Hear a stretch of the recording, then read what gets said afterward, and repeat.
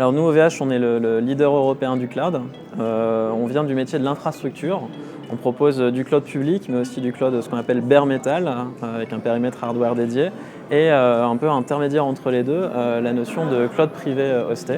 Et depuis peu, on propose également une offre Kubernetes managée sur notre offre public cloud, en direct, et avec un partenariat avec Platform9 au-dessus de nos offres serveurs dédiés.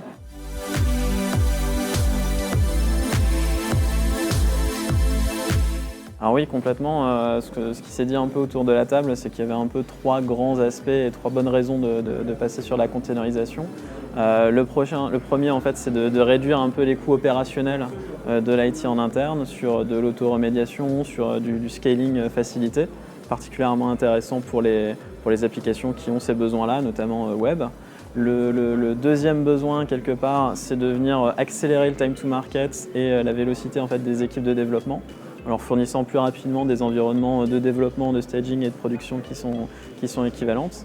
Et le troisième point, c'est de bénéficier en fait, de l'écosystème qui s'est construit autour des solutions comme Kubernetes, avec des solutions prêtes à l'emploi, de ce qu'on appelle des custom operators, avec plein de solutions open source qui sont déjà pré-packagées pour cet orchestrateur.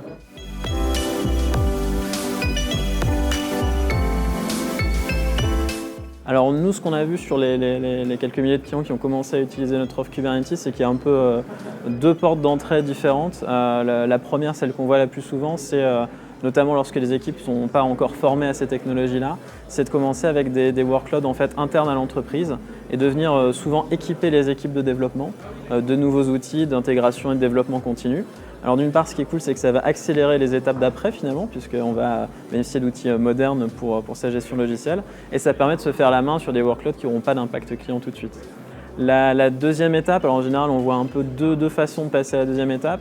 Soit on se dit qu'on est sur une entreprise moderne avec des nouvelles workloads logiciels, on va embrasser Kubernetes dès le jour 1 et bénéficier de toutes ces fonctionnalités.